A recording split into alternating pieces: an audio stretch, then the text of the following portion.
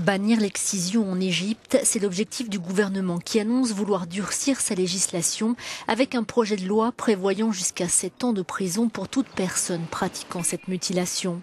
L'excision, ablation partielle ou totale des organes génitaux externes féminins à des fins non médicales, est illégale dans le pays depuis 2008, mais reste pratiquée. Selon un rapport de l'UNICEF publié en février dernier, plus de 200 millions de femmes et de jeunes filles dans 30 pays ont subi une mutilation génitale. Les pays les plus concernés par cette pratique sont la Somalie, la Guinée, Djibouti, la Sierra Leone, l'Égypte, le Mali et l'Érythrée.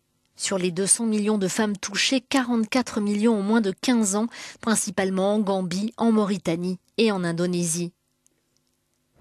Ifra a 17 ans et vit dans un camp de réfugiés qui abrite des milliers de déplacés somaliens. Elle a souffert de nombreuses complications après son excision. J'avais 8 ans quand on m'a excisée, j'ai eu beaucoup de problèmes. J'étais à la maison, j'avais très mal et je suis restée couchée plusieurs jours à cause des points de suture. Mes jambes étaient attachées pour être sûre que je ne bougerais pas, pour que les points de suture restent en place. Je ne pouvais pas uriner normalement. Je devais me coucher sur le côté pour uriner.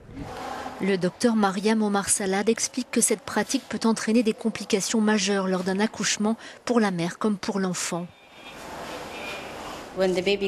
Quand le bébé arrive dans le canal de naissance, il ne peut pas sortir. Il arrive aussi que le bébé s'asphyxie et qu'il vienne au monde mort-né ou qu'il ait besoin d'une longue réanimation, ce qui peut entraîner une paralysie cérébrale.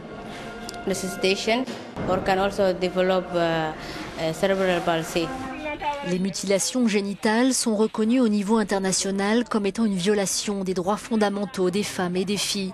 Si certaines communautés abandonnent peu à peu l'excision, l'UNICEF estime que les progrès consentis ne sont pas assez importants et que le nombre de femmes soumises à des mutilations génitales augmentera de manière significative durant les 15 prochaines années.